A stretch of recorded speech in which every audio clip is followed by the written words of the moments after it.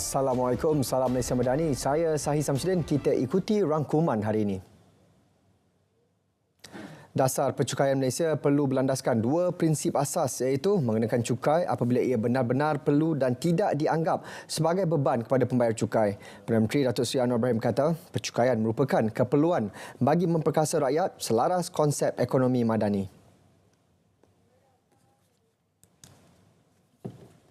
Our intention is, of course, to encourage them to be more productive and contribute to the nation.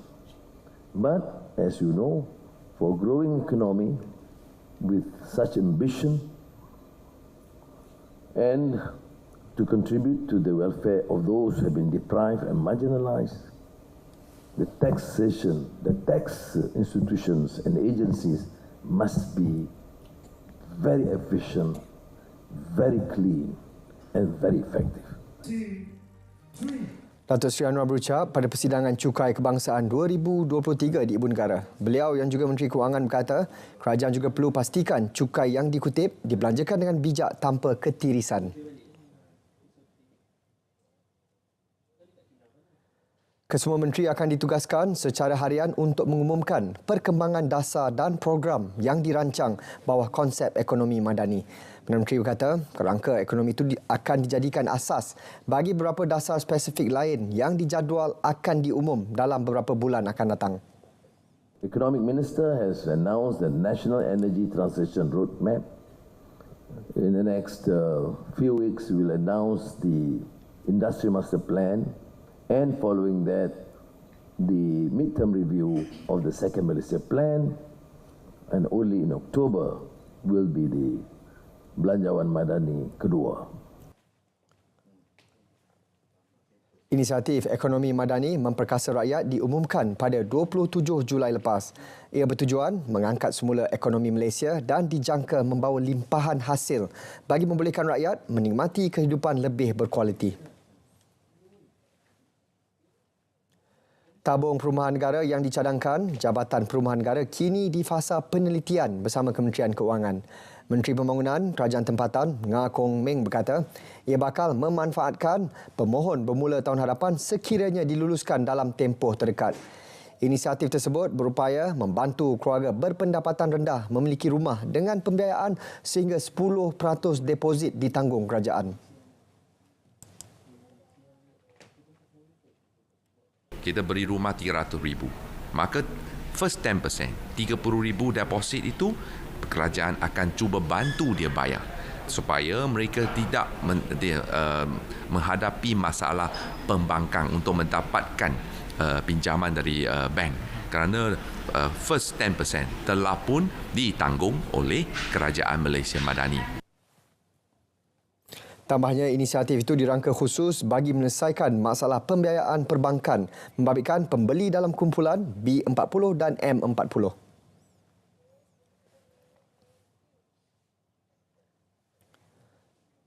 Insentif pengeluaran getah IPG akan dibayar kepada pekebun-pekebun kecil di seluruh negara mulai hari ini hingga 31 Ogos ini berdasarkan pengeluaran getah pada bulan Julai. Lembaga Getah Malaysia memaklumkan IPG diaktifkan sekiranya harga purata bulanan peringkat ladang bagi skerap getah berada di paras RM2.70 sekilogram ke bawah. Peningkatan paras harga pengaktifan PHP yang baru merupakan inisiatif kerajaan melalui pengumuman Belanjawan 2023. Kadar IPG Julai bagi skrap getah dan latex teraktif di Semenanjung Malaysia pada 35 sen sekilogram bagi 50% kandungan getah kering KGK dan 70 sen sekilogram bagi 100% KGK.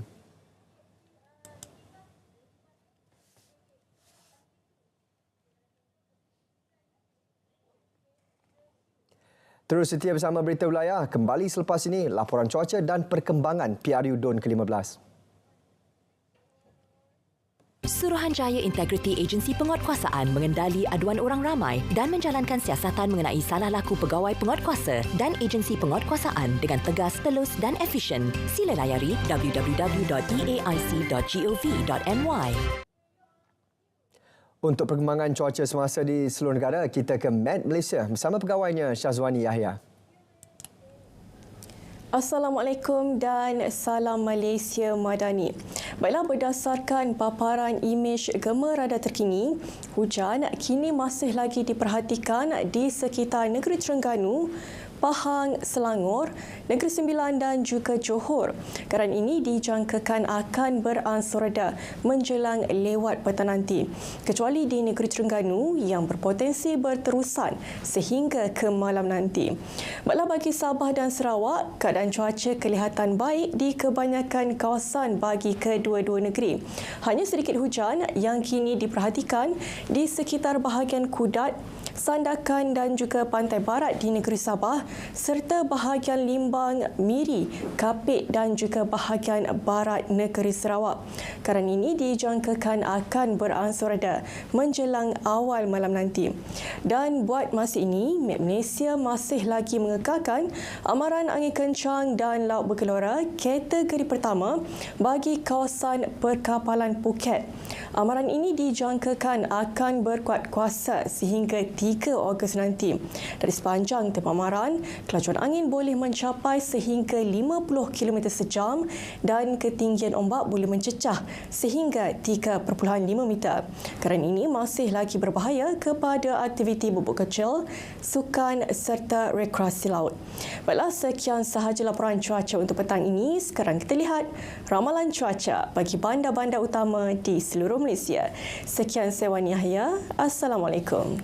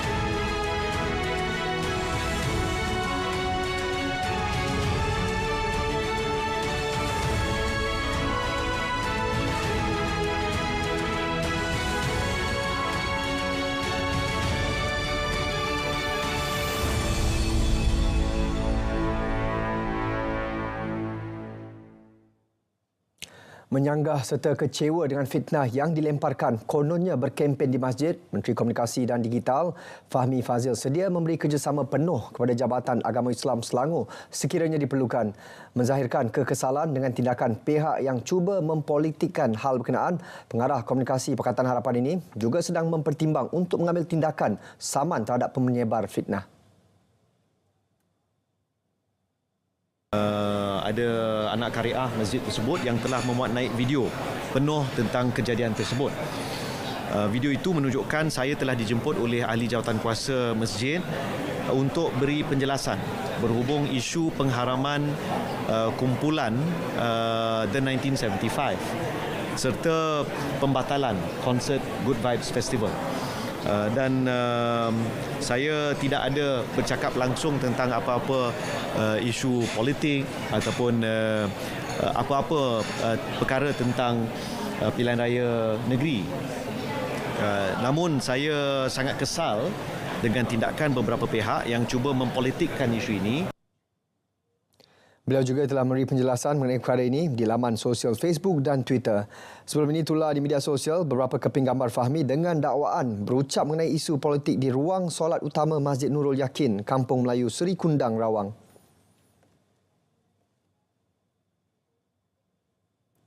Peniaga kecil disaran menggunakan sebaiknya inisiatif dan manfaat yang diberi kerajaan negeri, terutama melibatkan bantuan perniagaan. Tabung Pembangunan Usahawan Negeri Sembilan TUNS antara inisiatif untuk memajukan golongan berkenaan. Calon PH N20 Labu yang juga bekas Exco Pembangunan Luar Bandar, Datuk Ismail Ahmad memberitahu RM6 juta peruntukan masih berbaki untuk diberi kepada peniaga kecil. Ia melibatkan jumlah RM3,000 bagi setiap pemohon. Setakat ini, 7,000 usahawan kecil telah menerima bantuan TUNS sepanjang 5 tahun ia dilaksanakan. Jadi saya pohon supaya mereka-mereka ini menggunakan kemudahan ini semaksimal yang mungkin. Ini tidak melibatkan apa-apa political party mana tak ini hak sebagai rakyat yang mengundi di Negeri Sembilan untuk mendapat bantuan yang disediakan oleh kerajaan. Beliau berkata demikian ketika ditemui pemberita semasa mengadakan walkabout di Labu, Seremban. Yang keharapkan semoga apa yang dijanjikan tu akan ditunaikan lah. Macam bantuan ke apa ke tak ada masalah lah lepas ni. Minta-minta macam tu je lah. Bantuan lah, macam bantuan macam mita api ke, air ke kan. Lagi mudah untuk kita nak buat kerja lah. Itulah, ni sekarang ni pun saya ambil tumpang mita orang punya lah. Saya sebagai peniaga mengharap dapat bantuan daripada kerajaan dan tapak perniagaan disediakan untuk penjaja-penjaja lah. Memasuki hari keempat, calon-calon kini sudah mula mempergiatkan kempen masing-masing. Pemasangan bendera juga semakin rancak. Wartawan Hanisma Ismail yang melakukan tinjauan di sekitar Pematang Pauh ada laporannya.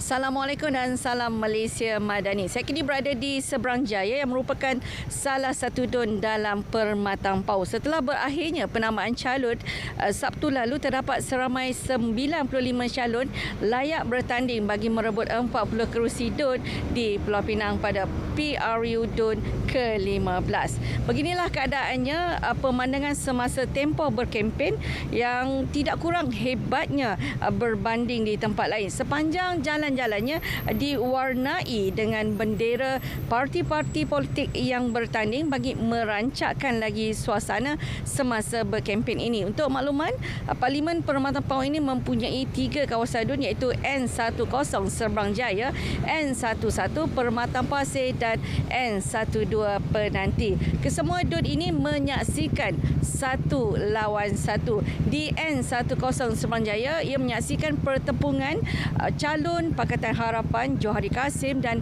calon Perikatan Nasional iaitu Izzah Shah Arif Shah.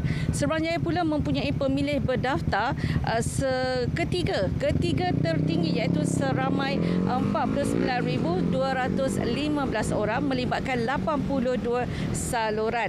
Manakala di N11 Permatang Pasir pula terus mengekalkan penyandang kerusinya iaitu Muhammad Faiz Fazil calon PH dan beliau akan dicabar calon PN Amir Hamzah Abdul Hashim. N11 Permatang Pasir ini mempunyai 30,464 pemilih berdaftar melibatkan 51 saluran. Bagi N12 Penanti masih lagi 1 lawan 1 di antara calon PH Rosidi Hussein dan Zulkifli Bakar. PN dengan 28,170 pengundi yang akan melibatkan 52 saluran. Memasuki hari keempat ini, alhamdulillah, kempen-kempen yang dilakukan oleh calon-calon yang bertanding berlangsung dalam suasana yang aman dan harmoni. Calon-calon kebanyakannya memulakan kempen seawal pagi dan aktiviti walkabout merupakan antara aktiviti mesti yang dilakukan tidak kira di mana sahaja. Pastinya masa berkempen ini akan digunakan sepenuhnya bagi setiap calon untuk bertemu dengan seramai boleh bakal pengundi dan pastinya kita juga mengharapkan calon dan penyokong parti politik yang bertanding supaya berkempen dalam suasana yang muhibah dan harmoni tanpa menyentuh sebarang isu sensitif terutamanya yang berkaitan 3R iaitu agama, raja dan bangsa. Sekian dari Seberang Jaya Pulau Pinang yang sahih di RTM kembali ke Angkasa Puri. Terima kasih Hadisma. Sementara itu, pengundi muda menjadi antara pemilih berdaftar yang cuba didekati calon dan jentera bertanding dalam PRU DUN ke-15. Golongan muda di Pulau Pinang berharap calon wakil rakyat beri keutamaan kepada isu pendidikan selain mempelbagai inisiatif peluang pekerjaan.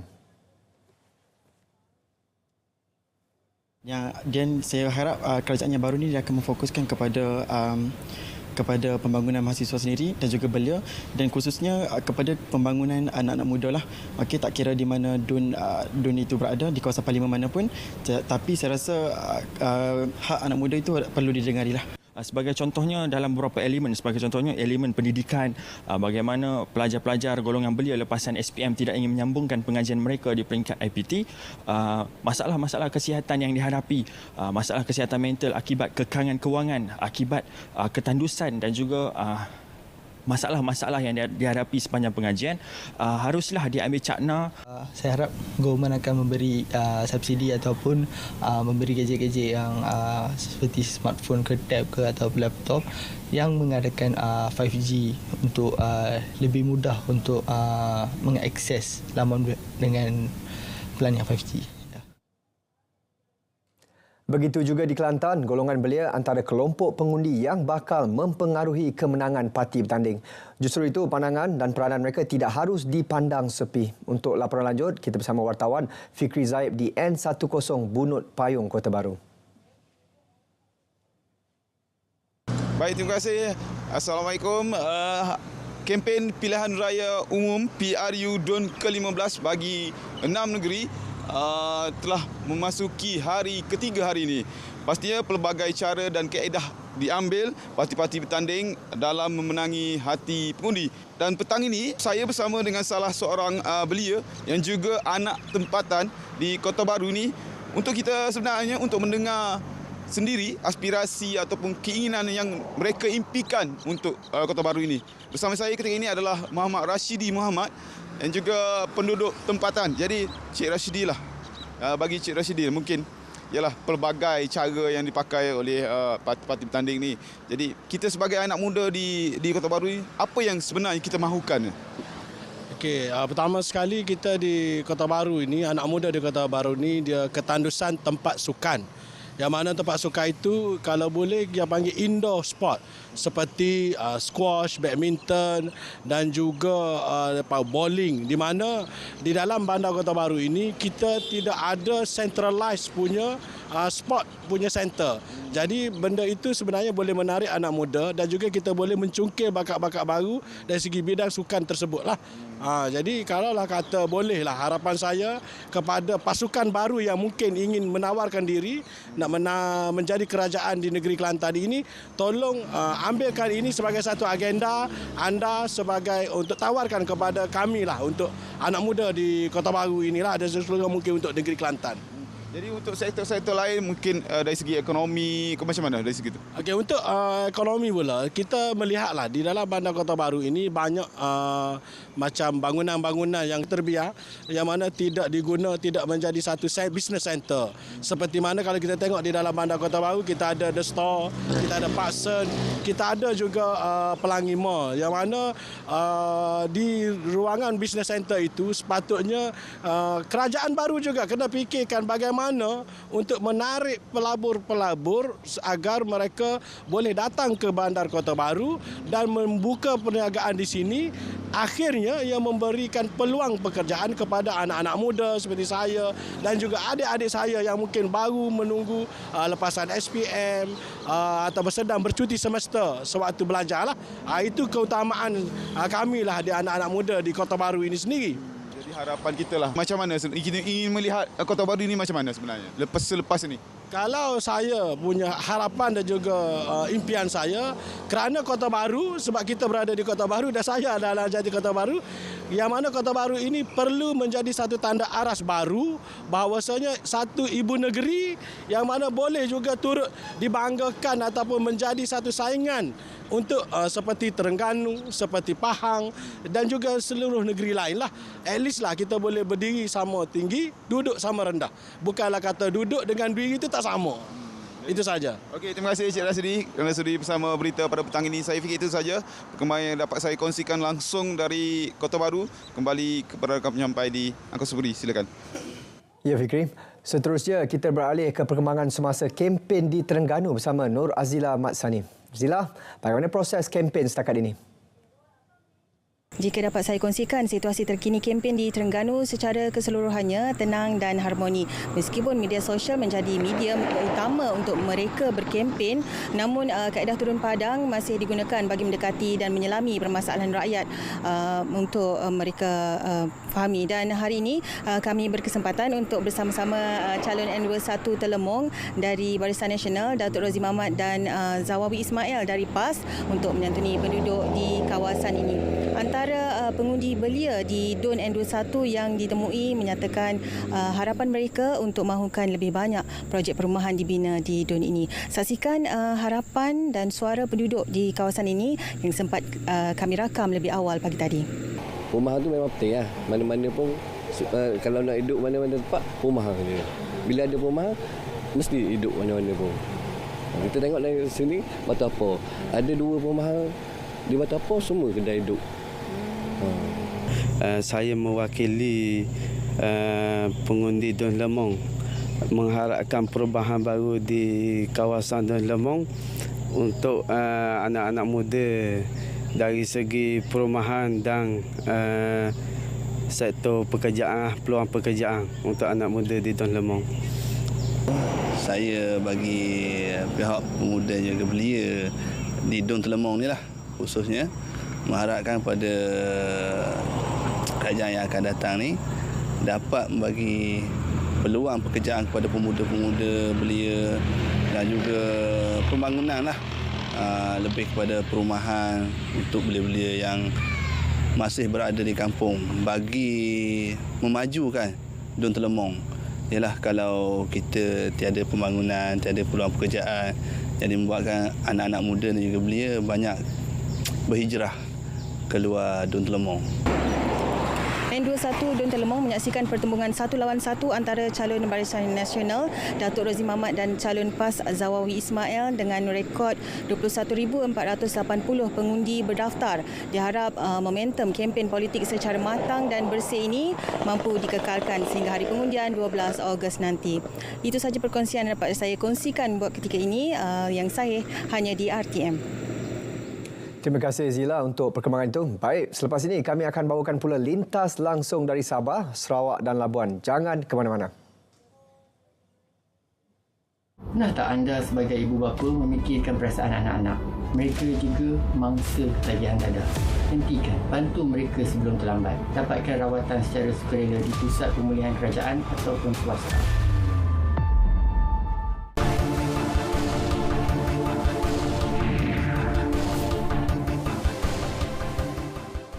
Antara perkembangan dari negeri di bawah bayu petang ini, sebanyak 16 kenderaan terlibat konvoi kembara Merdeka Jalur Gemilang KMJG 2023 peringkat negeri Sabah yang dilancar pagi tadi.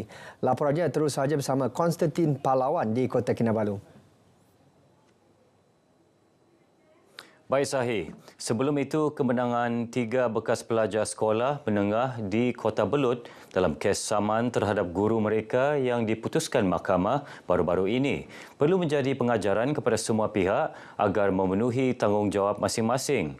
Guru berkenaan disaman oleh pelajar kerana gagal hadir mengajar selama 7 bulan. Ketua Menteri Datuk Seri Panglima Haji Jinor yang jelas kecewa dengan perkara itu berharap perkara seumpama tidak berulang kerana ia memberi kesan negatif selain mengganggu pembelajaran. Ini kita anggap sesuatu yang mengecewakan kerana tanggungjawab seorang guru ialah untuk mendidik anak murid mereka. Jadi kita berharap perkara ini tidak berlaku seperti itu lagi. Yang penting ialah untuk memberi ilmu, pengetahuan, pembelajaran kepada anak-anak kita yang belajar di sekolah. Datuk Haji G ditemui pemberita di Kota Kinabalu ketika diminta mengulas isu berkenaan. Sementara itu, mengulas isu sama, Pengarah Pendidikan Negeri Raisin Saidin berkata, meskipun kes tersebut adalah kes terpencil, namun beliau tidak berkompromi soal pendidikan anak-anak kerana ia melibatkan masa depan. Katanya pejabat pendidikan daerah, pengetua dan guru besar sudah diberi peringatan untuk memantau kehadiran guru-guru ke sekolah. Tapi kita harus melihat bahawa kita perlu positif dalam perkara ini, bahawa ada satu benda yang perlu kita berikan perhatian dalam memperbaiki kualiti perkhidmatan guru-guru. Sebagai guru ini dia perlu prihatin kepada masa depan murid-murid. Sesungguhnya kita menyadari bahawa seorang murid ke sekolah itu tujuannya adalah untuk diajar. Pada tahun 2020, 3 bekas pelajar sekolah menengah di Kota Belud menyaman bekas guru bahasa Inggeris yang didakwa tidak hadir untuk mengajar subjek berkenaan selama 7 bulan pada tahun 2017. Dalam pada itu, Jabatan Pendidikan Negeri diminta mengenal pasti punca ramai calon Sijil Pelajaran Malaysia SPM 2022 di Sabah tidak hadir menduduki peperiksaan tersebut. Berdasarkan laporan, hanya 34,461 pelajar hadir menduduki peperiksaan itu daripada 40,147 calon yang berdaftar. Ketua Menteri Datuk Seri Panglima Haji G. Nor yang memandang serius perkara itu berkata, SPM amat penting untuk masa depan anak-anak sebelum mereka melanjutkan pelajaran ke peringkat lebih tinggi. Justru beliau berharap calon yang tidak menduduki peperiksaan SPM 2022 memanfaat peluang tahun ini untuk mengambil peperiksaan tersebut. Datuk Haji G berucap menyempurnakan Majlis Penyampaian Anugerah Biasiswa Cemerlang Negeri Sabah ABCNS Siri ke-34 kepada 40 pelajar terpilih di Auditorium Tun Ahmad Rafael Menara Tun Mustapa, Kota Kinabalu. Katanya meskipun terdapat peningkatan 0.13% dalam grade purata nasional GPN keputusan SPM 2022 bagi negeri Sabah daripada 5.35 mata pada tahun 2021 kepada 5.22 mata pada tahun lepas, namun ia masih jauh berbanding GPN kebangsaan 4.75. Mengenai ABCNS pula, Datuk Haji G yang juga pengerusi Lembaga Pemegang Amanah Yayasan Sabah YS berkata, sehingga kini 715 pelajar mendapat manfaat program berkenaan dengan perbelanjaan sebanyak 124.4 juta ringgit. Kumpulan YS telah membelanjakan 668 juta ringgit untuk pemberian beasiswa, derma siswa dan pinjaman pengajian tinggi yang memberi manfaat kepada 41,221 pelajar. Konvoi Kembara Merdeka Jalur Gemilang KMJG 2023 peringkat negeri yang bermula hari ini disertai 16 buah kenderaan Jabatan Penerangan Japan Sabah serta beberapa jabatan dan agensi kerajaan. Pelepasan konvoi disempurnakan. Timbalan Ketua Menteri merangkap Menteri Kerajaan Tempatan dan Perumahan Datuk Seri Panglima Dr. Joachim Gunsalam yang mewakili Ketua Menteri Datuk Seri Panglima Haji G. Nor. Majlis berlangsung di perkarangan bangunan Dewan Bandaraya Kota Kinabalu di BKK kira-kira 9 pagi tadi. Terdahulu dalam ucapan perasmiannya yang disampaikan Datuk Dr. Joachim, Ketua Menteri mengajak rakyat bersama-sama menunjukkan semangat patriotisme dengan mengibarkan jalur gemilang. Katanya rasa cintakan negara seumpama ini wajar diterjemah sama ada di rumah, bangunan pejabat kerajaan dan swasta, primis perniagaan serta kenderaan. Menurut Datuk Haji G, penerapan semangat patriotisme dalam kalangan rakyat bukan sahaja ciri penting pembinaan sebuah negara bangsa yang merdeka, malah mampu membina kerukunan jitu dalam kalangan rakyat agar menghadapi cabaran masa depan. Hadir memeriahkan majlis ini Menteri Kewangan yang juga pengurusi jawatan kuasa induk sambutan Hari Kebangsaan peringkat negeri 2023, Datuk Seri Panglima Masidi Manjun serta menteri-menteri kabinet dan orang kenamaan negeri. Sementara itu, Pengarah Jabatan Penerangan Sabah, Jainisa Muhammad Noor yang ditemui RTM di SMK Bandaraya Kota Kinabalu yang merupakan checkpoint kedua KMJG 2023 berkata, konvoi kali ini akan merentasi 66 hentian di 25 daerah seluruh negeri bermula 6 hingga 20 Ogos ini. Kita harap pada tahun ini apabila kita melaksanakan pelbagai aktiviti di peringkat daerah dan juga di hentian-hentian lain di sekolah-sekolah, di pejabat-pejabat kerajaan, kita berharap kali ini semangat mengibarkan jalur gemilang ataupun dapat membantulah menggelorakan lagi aktiviti-aktiviti kibar jalur gemilang di seluruh negeri Sabah. Pengetua SMK Bandaraya Rohani Ramli yang menyambut baik penganjuran konvoi ini pula percaya program seperti ini berupaya menyunting semangat patriotisme dalam kalangan pelajar sekolah. Ini salah satu daripada peluang bagi saya, memberi peluang kepada anak-anak murid ini supaya semangat itu bermula dari hari ini. Semangat cinta ke negara itu bukan saja dari segi yang diorang belajar, tetapi sekarang diorang nampak bahawa terutama pihak penerangan membawa bagaimana usaha-usaha ini dibawa ke seluruh negara, seluruh negeri Sabah lah terutamanya. Terdahulu konvoi KMJG singgah di Istana Seri Kinabalu untuk menyerahkan bendera kepada Setiausaha Sulit Yang di-Pertuan Negeri Datuk Abinan Asli. Konvoi yang diiringi kenderaan pelbagai guna MPV, Polis Diraja Malaysia PDRM sebagai kenderaan pengiring ini akan menjelajah ke seluruh daerah di Sabah bagi menguar-warkan sambutan Hari Kebangsaan serta kempen Kibar Jalur Gemilang tahun 2023. Sekian paparan dari Sabah bersama saya, Konstantin Pahlawan. Ikuti lebih banyak perkembangan dalam berita wilayah dan kita kembali bersama Sahi di Angkasa Puri. Silakan. Baik Konstantin, terima kasih.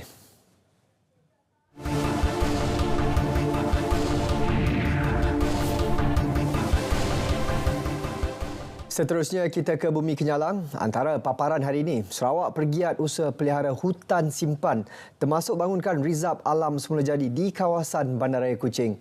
Perkembangannya kita langsung saja bersama Buma Wen. Silakan Buma. Baik, terima kasih Sahi. Sebelum itu kita ke perkembangan ini. Seorang wanita berusia 50-an di daerah Sibu kerugian kira-kira 1.06 juta ringgit selepas terjerat dalam kes penipuan Love Scam. Timbalan Pesuruhjaya Polis Sarawak Datuk Manca Atta berkata, wanita berkenaan yang bekerja sebagai kerani di sebuah syarikat berkenalan dengan seorang lelaki dikenali sebagai Thomas Yeng Leong melalui Facebook pada pertengahan tahun lepas. Mereka mula menjalinkan hubungan cinta serta berhubung dengan suspek melalui aplikasi WhatsApp. Suspek yang mendakwa bekerja sebagai jurutera di London telah meminta bantuan mangsa membuat pembayaran pembelian bahan kimia untuk tujuan pekerjaannya. Mangsa melakukan 25 transaksi pemindahan wang berjumlah kira-kira RM395,000 ke 5 akaun bank antara Ogos dan September tahun lepas. Pada September 2022, suspek berjanji akan datang ke Malaysia dan beberapa hari kemudian mangsa dihubungi pihak kastam yang mengatakan suspek ditahan di Thailand kerana membawa wang tunai dolar melebihi had ditetapkan. Bayaran denda dikenakan untuk membebaskan suspek. Wanita tersebut kemudiannya melakukan 3 transaksi pemindahan wang berjumlah kira-kira RM255,000 ke 3 akaun bank pada penghujung September hingga awal Oktober 2022. Selain itu, mangsa turut melakukan 36 transaksi pindahan wang berjumlah kira-kira RM414,000 ke 16 akaun berlainan antara Mei hingga Julai lepas bagi tujuan pembelian barang kerja suspek, urusan datang di Malaysia, kecemasan dan pelbagai tujuan lain. Kawasan Bukit Siol di Petrajaya di Kuching bakal diwarta sebagai Rizab Alam Semula Jadi untuk melengkapkan kemudahan di kawasan Kuching Utara. Mengumumkan perkara tersebut, Premier Datuk Patinggi Tan Sri Abang Johari Tonopeng berkata ia melibatkan pembangunan oleh pakar lanskap bagi kawasan seluas 47.3 hektar dan akan dikawal selia oleh Perbadanan Perhutanan Sarawak. Kita telah mengenal pasti seluruh kawasan di bawah DBKU sekarang ini di antara library kawasan library. Ulu Batu dengan di bawah Bukit Siul akan digazetkan sebagai nature reserve. Dan apabila nature reserve tidak ada pembangunan akan dibangunkan di kawasan tersebut, ia menjadi kawasan hijau seperti Setutong. Perancangan lain di Kuching Utara termasuklah penyambungan pembinaan tebingan Kuching dari Sinjan ke Kampung Tupong dan seterusnya ke Kampung Nombo di Satok, selain pembinaan jalan baharu dari Bako ke Buntal. Bagi kawasan Kuching Selatan pula, ia akan melibatkan pengindahan kawasan di Jalan Song hingga ke lapangan terbang antarabangsa Kuching dan membangunkan kawasan komersial padungan sebagai laluan warisan. Perancangan tersebut turut melibatkan naik taraf sistem peparitan bagi menangani banjir di kawasan Bandaraya Kuching melalui kerjasama Kerajaan Persekutuan. Pembangunan pengangkutan awam juga akan dibuat secara berperingkat menerusi sistem transit aliran automasi ART hidrogen dalam tempoh 15 tahun akan datang. Premier berkata demikian pada sambutan Hari Bandaraya Kuching ke-35 di Kuching dengan tema Inklusiviti Komuniti ke arah Bandaraya Lestari. Kuching diisytiharkan sebagai bandaraya pada 1 Ogos 1988. Fasa 5 pembinaan projek Taman Tebingan Sungai Batu Kawah iaitu projek lindungan tebing Sungai Kampung Rantau Panjang di Kuching kini hampir siap.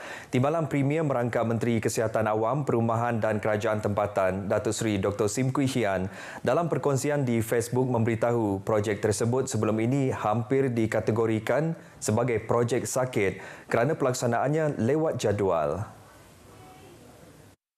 Beliau dalam perkongsian di Facebooknya mendedahkan pelaksanaan projek itu sebelum ini lebih 18 bulan lewat jadual. Ia kemudian telah ditender semula dengan kos 11.3 juta ringgit berbanding tender asal sebelum ini berjumlah 7.8 juta ringgit. Dibiayai Kerajaan Sarawak, ia adalah sebahagian daripada projek Taman Tebingan Sungai Batu Kawah Pelindungan Tebing Sungai Kampung Rantau Panjang. Dengan siapnya projek itu, kelak penduduk yang tinggal berdekatan sungai tidak perlu bimbang akan risiko dan ancaman hakisan. Projek seterusnya adalah pembinaan jambatan kaca menghubungkan kampung tersebut dengan fasa 4 Taman Tebingan Batu Kawah.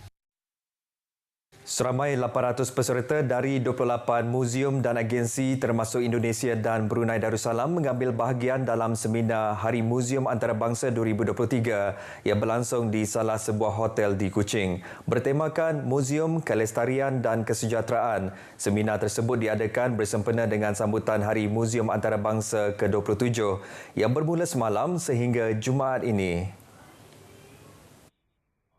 Berucap merasmikan seminar itu hari ini, Menteri Pelancongan Industri Kreatif dan Seni Persembahan Datuk Seri Abdul Rahman Karim Rahman Hamzah memberitahu seminar tersebut antara lain bertujuan mengetengahkan strategi sosioekonomi yang mampan. Ia juga bertujuan menyebar luas peranan muzium dalam mewujudkan perpaduan serta kesejahteraan masyarakat dan muzium sebagai institusi pembelajaran dan warisan. Seminar seperti itu turut menyediakan peluang kepada profesional dari pelbagai industri untuk belajar daripada pakar dalam bidang masing-masing. Pada masa sama, menyediakan rangkaian bagi tujuan perkongsian perniagaan, kerjasama dan peluang pekerjaan. Katanya dalam usaha Sarawak menambah bilangan muzium dan galeri, seminar seumpamanya dapat memantapkan bidang pemuziuman dan pengurusan warisan. Baik, saudara, perkongsian itu tadi mengakhiri berita dari Sarawak. Salam Malaysia Madani. Kita kembali bersama Sahi untuk berita seterusnya. Sahi, silakan. Terima kasih, Buma.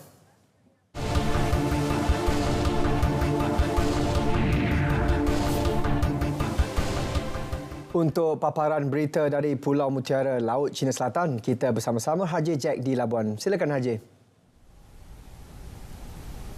Terima kasih. Perbadanan Labuan komited melestarikan kehidupan hijau di persekitaran Pulau Labuan ini.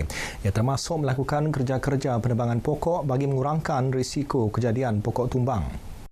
Ketua Pegawai Eksekutif Perbadanan Labuan Ridwan Muhammad Ismail berkata, sebanyak 192 kejadian pokok tumbang dan dahan patah telah berlaku sejak Julai lalu. Susulan itu pihaknya telah mula melakukan kerja-kerja penebangan pokok yang bermula sejak Februari. Supaya kita tidak melihat kepada, kita melihat keindahan dalam masa yang sama, kita mengabaikan keselamatan dan juga risiko yang akan dihadapi oleh warga Labuan. Itu tidak sejahtera namanya. Okey, kalau sejahtera ini kita perlu menyeimbangkan antara satu dan yang lain. Itu antara keindahan, keselesaan dan juga keselamatan dan risiko-risiko kemalangan itu sendiri. Beliau berkata demikian kepada pemberita dalam sidang media khas di Labuan. Sebanyak 700 pokok pelbagai spesies akan ditanam di kawasan-kawasan yang terlibat bagi penggantian pokok yang ditebang. Jabatan Perikanan Labuan terus komited menguatkuasakan berkaitan isu pelesenan bot dan kapal serta penggunaan alat menangkap ikan termasuk penggunaan bubu.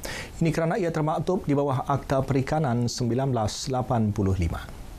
Pengarahnya Faizal Ibrahim Sohaili berkata pihaknya mempunyai kuasa untuk merampas dan mengambil tindakan mana-mana nelayan yang tidak mematuhi akta tersebut.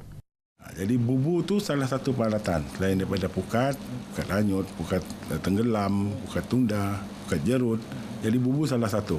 Jadi perlu ada kebenaran bertulis daripada Ketua Pengarah Perikanan Malaysia.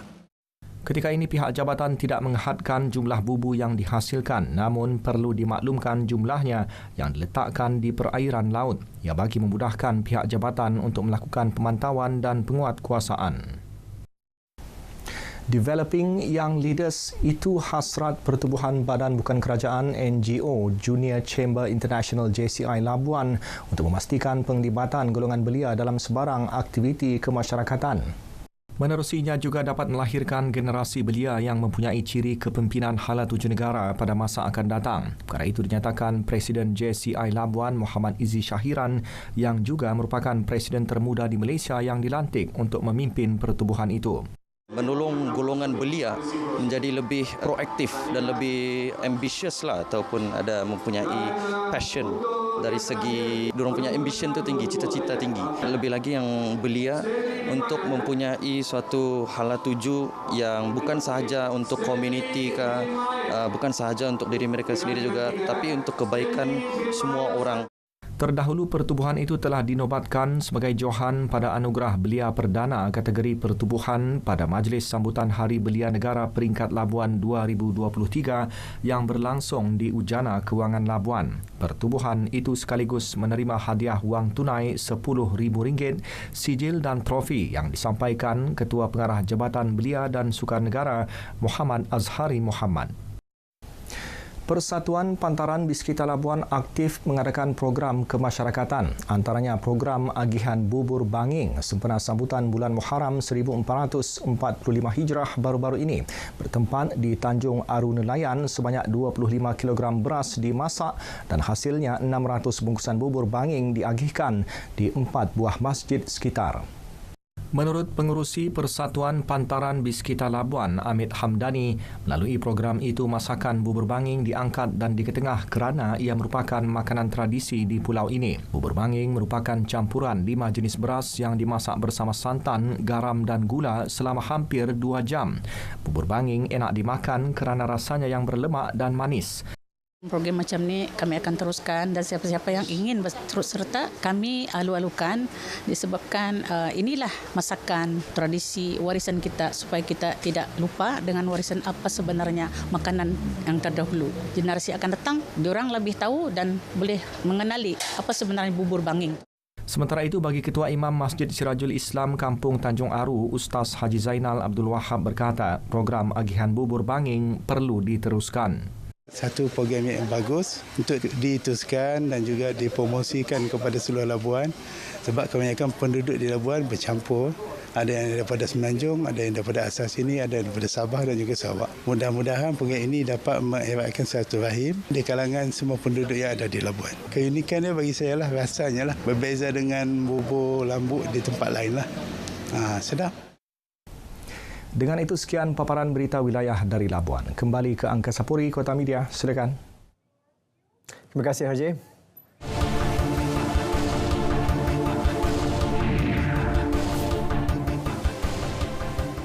Majlis Temu Anwar Ed Kuantan yang berlangsung di Kolej Kemahiran Tinggi MARA KKTM Kuantan Pahang mendapat sambutan luar biasa.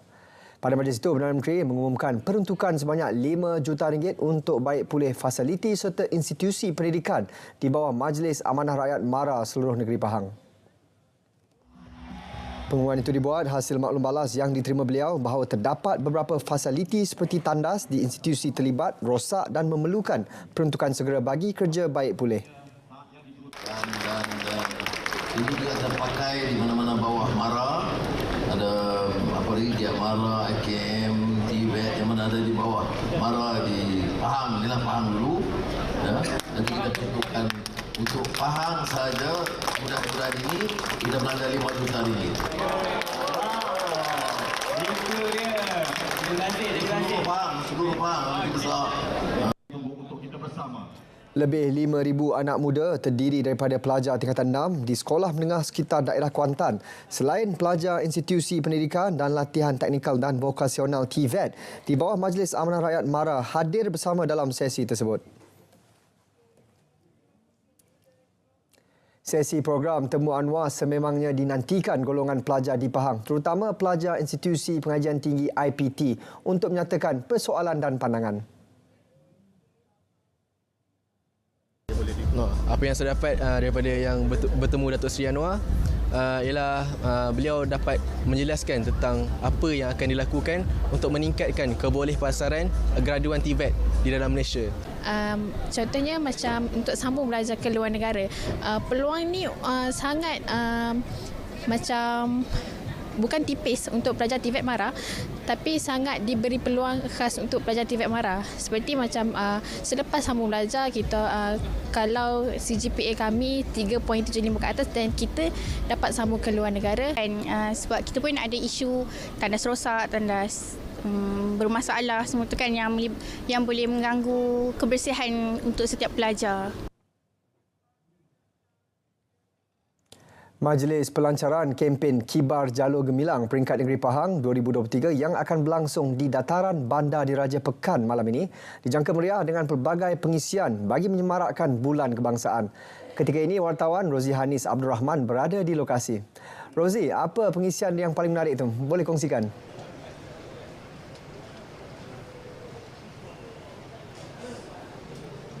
Ya, Sahi. Antara pengisian menarik yang akan menanti pengunjung yang hadir pada malam ini adalah persembahan artis-artis terkenal tanah air selain cabutan nombor bertuah. Jadi, untuk mengetahui apa antara hadiah-hadiah menarik yang akan menanti pengunjung pada malam ini dan juga siapa artisnya, saya kini bersama dengan pengerusi Jawatan Kuasa Majlis Pelancaran Kibar Jalur Gemilang Peringkat Negeri Pahang 2023, Datuk Muhammad Nizar Muhammad Najib yang juga Exco Pelaburan Perindustrian Sains Teknologi dan Inovasi Negeri Pahang. Jadi mungkin boleh kongsikan sedikit mengenai sambutan pada malam ini. Okey, terima kasih. Bismillahirrahmanirrahim. Assalamualaikum warahmatullahi wabarakatuh. Saya ucapkan kepada semua penonton di luar sana, terima kasih kerana sudi menjemput saya ke sesi ini. Jadi untuk malam ini kita akan mengadakan Majlis Pelancaran Kibar Jalur Gemilang 2023 Peringkat Negeri Pahang yang akan berlangsung di tapak ini di dataran Bandar Diraja Pekan. Akan bermula pada 8.30 malam dan tetamu khas adalah tidak lain tidak bukan Yang Amat Berhormat Menteri Besar kita, Datuk Seri Haji Wan Rosti bin Wan Ismail. Dan untuk pengisian malam ini kita ada beberapa acara menarik selain daripada artis jemputan iaitu Tajul dan Afiq Syazwan yang saya difahamkan diminati oleh golongan muda.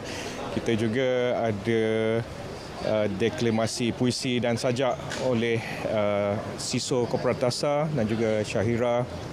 Kita ada persembahan kebudayaan yang melibatkan penari dan juga ahli muzik pelbagai bangsa untuk menunjukkan semangat muhibah masyarakat majmuk Malaysia yang cintakan negara dan yang bersatu mengadakan satu persembahan demi menyambut sambutan kemerdekaan kita pada malam ini.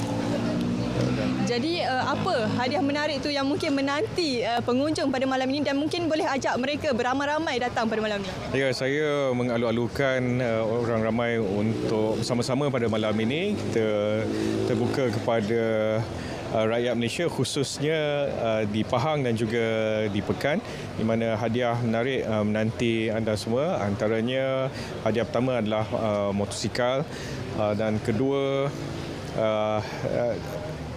laptop dan juga barang-barang elektrik yang lain yang sedia menanti untuk pemenang yang bertuah pada malam ini. Baik, terima kasih Datuk di atas perkongsian itu tadi. Jadi untuk anda yang berada di daerah Pekan dan juga kawasan sekitar, mohon beramai-ramai datang ke dataran Bandar Diraja Pekan ini untuk sama-sama kita memeriahkan majlis pelancaran Kibar Jalur Gemilang Peringkat Negeri Pahang 2023. Untuk itu kita kembali dulu ke Angkasa Puri. Silakan. Baik Rozi, terima kasih.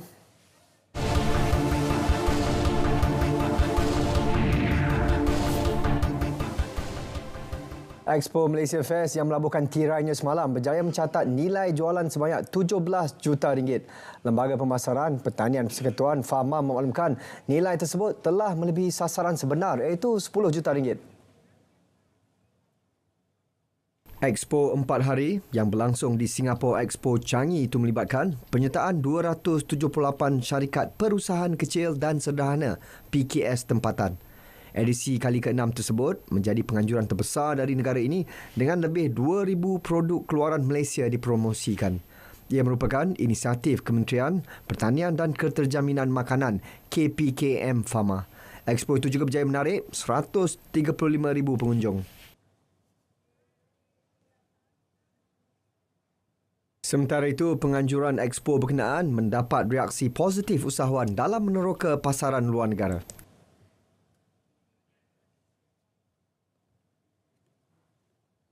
Okey, alhamdulillah kami baru first time berada di sini. Okey, dan alhamdulillah juga diberi bila Fama buat program seperti ini, kami sebagai usahawan dapat meluaskan pasaran untuk meneroka pasaran di ekspor lah. Kalau apa yang saya nampak, warga Singapura ni dia lebih suka kepada buah-buahan yang unik dan buah-buahan yang susah kita nak cari di negara kita sini, di Malaysia.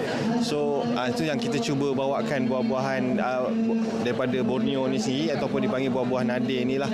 Antaranya longan kristal ni sendiri, kita ada bawa buah bambangan dan nanti kita akan ada bawa cili gronong dipanggil daripada Sarawak tu sendiri lah.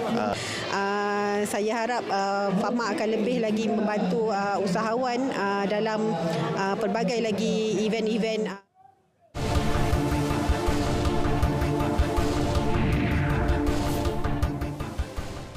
Bagi menyampaikan maklumat serta perkembangan sektor teknologi, terutamanya dalam bahasa Melayu kepada orang ramai, Menteri Komunikasi dan Digital Fahmi Fazil meminta RTM bekerjasama dengan Dewan Bahasa dan Pustaka DBP.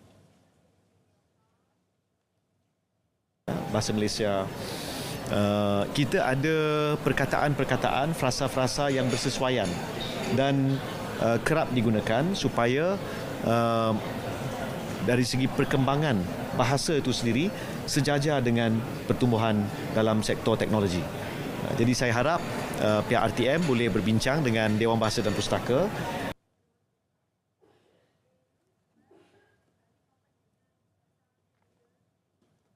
Bertemakan pentadbiran tanah pemacu kemakmuran Malaysia Madani, Hari Tanah Negara HTN 2023 akan disambut selama 2 hari bermula esok.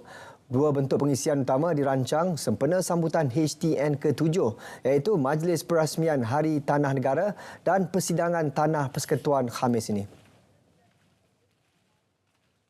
Ketua Pengarah Tanah dan Galian Persekutuan JKPTG, Datuk Muhammad Azmi Muhammad Zain berkata, HTN kali ini memfokuskan kepada pengurusan tanah persekutuan. Ia bagi memberi ruang khusus kementerian atau jabatan pengguna mengemukakan isu dan idea baru bagi menambah baik tahap pengurusan tanah persekutuan. Dalam menguruskan tanah-tanah kerajaan persekutuan, pelbagai usaha telah dan sedang akan dilaksanakan oleh JKPTG, terutamanya bagi memastikan tadbir urus tanah-tanah kerajaan persekutuan dapat memberi pulangan yang optimum kepada kerajaan persekutuan. Pada masa ini terdapat kira-kira 1,500 tanah-tanah kerajaan persekutuan yang berpotensi untuk disewa ataupun dipajak sementara menunggu agensi-agensi kerajaan ataupun yang kita kenali sebagai Kementerian Jabatan Pengguna membangunkan tanah-tanah yang sepatutnya dibangunkan untuk pelbagai tujuan. Beliau bercakap dalam program Selamat Pagi Malaysia di Angkasa Puri. Sambutan HTN juga akan menyaksikan pelancaran dokumen hala tuju baharu pengurusan tanah persekutuan. Di samping, 4 kertas kerja merangkumi pelbagai topik berhubung tanah persekutuan akan dibentangkan.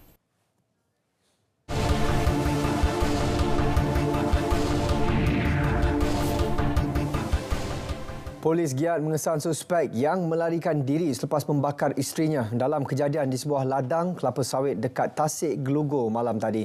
Ketua Polis Daerah Sabang Perai Utara, ACP Muhammad Asri Syafi berkata, suspek berusia 30-an itu dipercayai membakar isterinya di luar rumah selepas berlaku pertengkaran.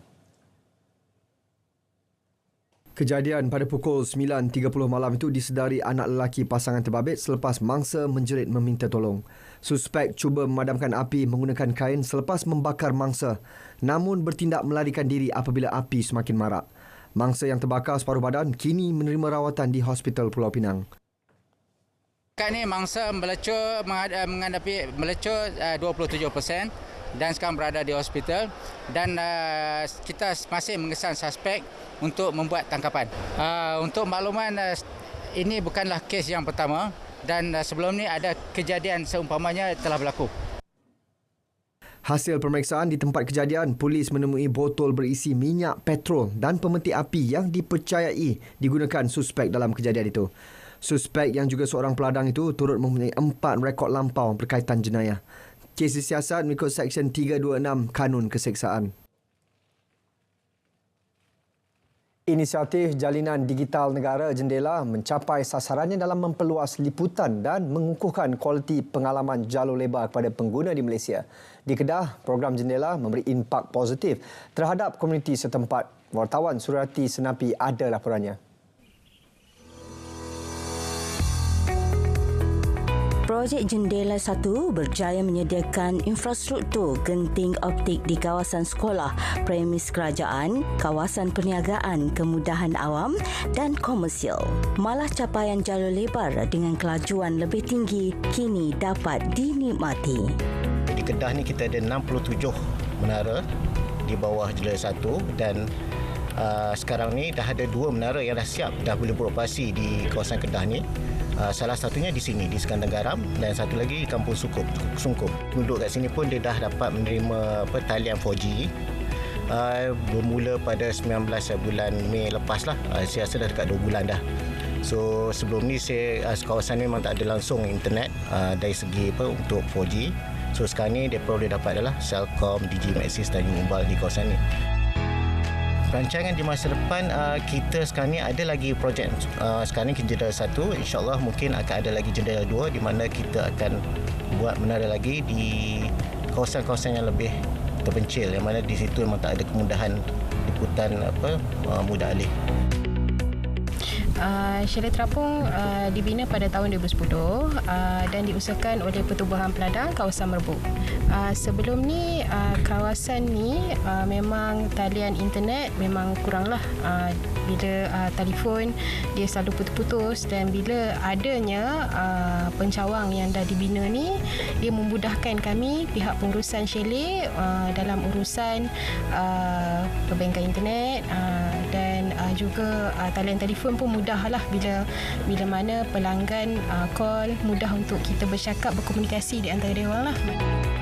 Sejak orang kata internet ni ada kan, alhamdulillah lah ada lagi bagi kami boleh promote lebih dalam, maksudnya daripada aplikasi sosial TikTok, Instagram, Facebook. Daripada situ kami boleh menambah pendapatan lagi lah. Program Jendela merupakan program yang telah memberi banyak manfaat kepada pengunjung dan masyarakat di Sekandar Garam. Suryati Haji Senapi, RTM. Berita wilayah berakhir di sini. Saya Sahih Samsudin, Malaysia Madani. Tekad perpaduan penuhi harapan.